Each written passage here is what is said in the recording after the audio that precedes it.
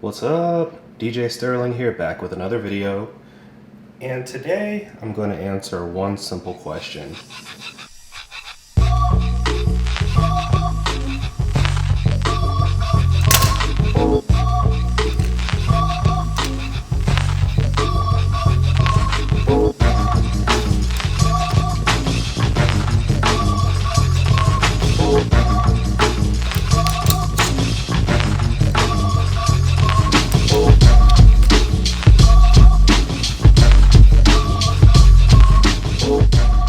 So first of all, why is this a professional controller and why does it cost $1,000?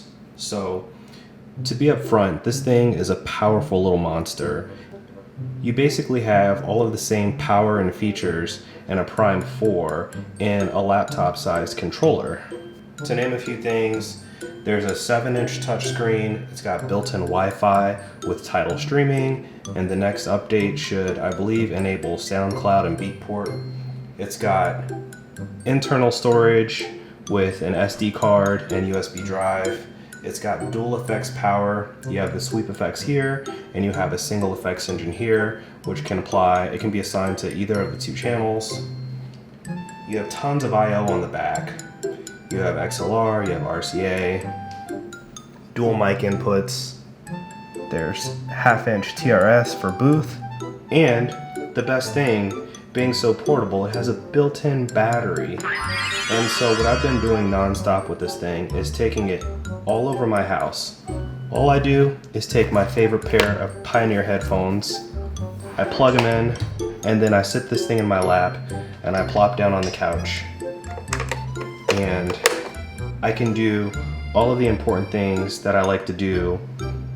And so I actually saw somebody talking on a forum the other day, and he said, hey, I spend so much time researching information and looking up stuff that I barely actually DJ on my controller. And I was like, you know what, you're absolutely right. As a DJ, you probably spend like maybe 15 to 20% of your time actually performing on a controller or whatever your setup is, CDJs, vinyl, whatever. And the rest of your time is typically spent with the preparation, doing the homework. You need to listen to a ton of music, know all of the top genres and which trending, just doing tons of research, and then being able to take music that sounds good together and curate different sets and playlists. And then once you have the music together in a list, you need to go through and analyze that, and you need to go through and set your cues and do whatever else that you like to do with your music beforehand. And then after that, you need to practice. Some songs have weird transitions, especially if you're doing genres that are a little less predictable, such as hip hop and rap. You might have a lead in, you might start right on the one, and it's very non-uniform. So on the side, nothing to do with this controller, but Denon finally updated Engine Prime to version 1.5.0. And what that means is that track analysis is actually good. There's a track preview, which is 100% amazing. It's got a sync manager and tons of other features. And best of all, everything is free. Free. So, Rekordbox, take notes.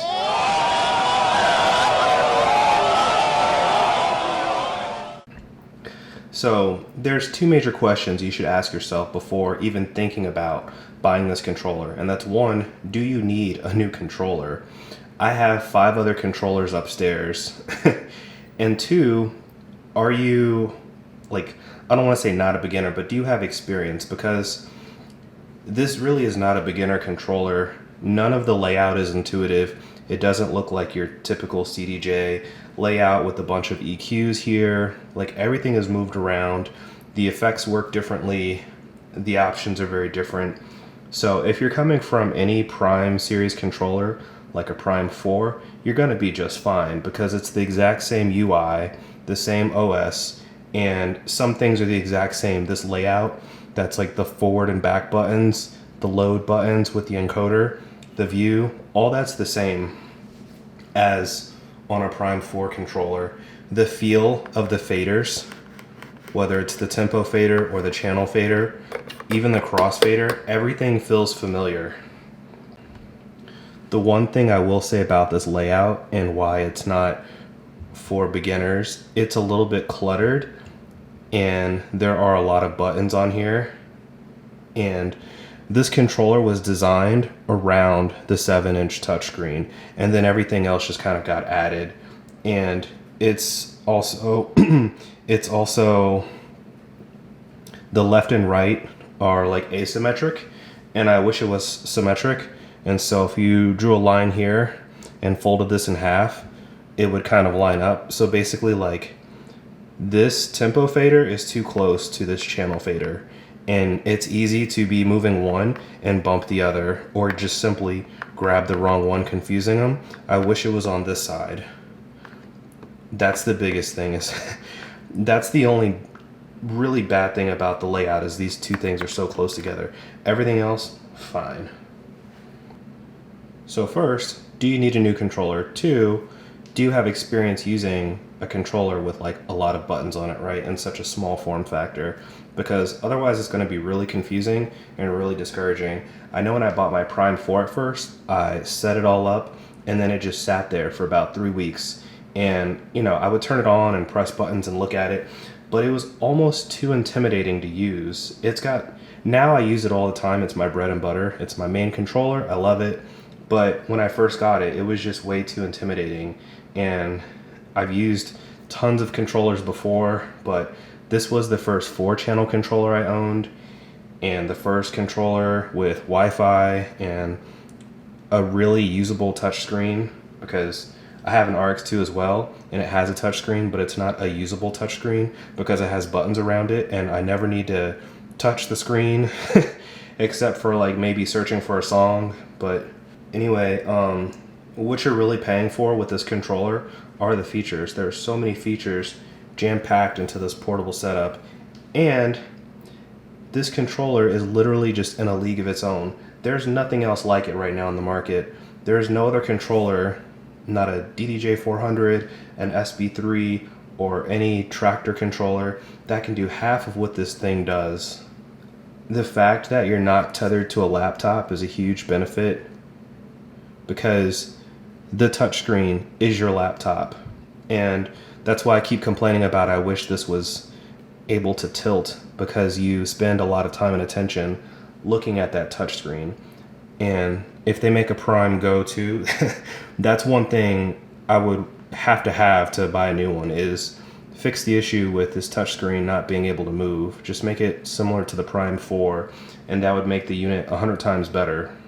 Now, there are some drawbacks to this controller. Some things are going to annoy some people, such as the crossfader. So, like, a lot of house DJs don't use the crossfader much at all, and there's no way to disable this, not even through the software. Something else I noticed is that the headphone volume is too low, and so when you plug in your headphones and you're hitting Q and you set the volume up, it just doesn't get loud enough.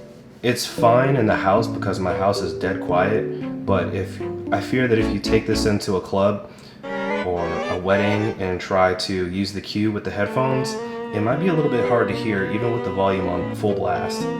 So let me know what you guys think below in the comments about that. If you have a Prime Go, plug in some headphones and, you know, hit Q and turn up the volume and see if you think it's loud enough for you to use in a real application.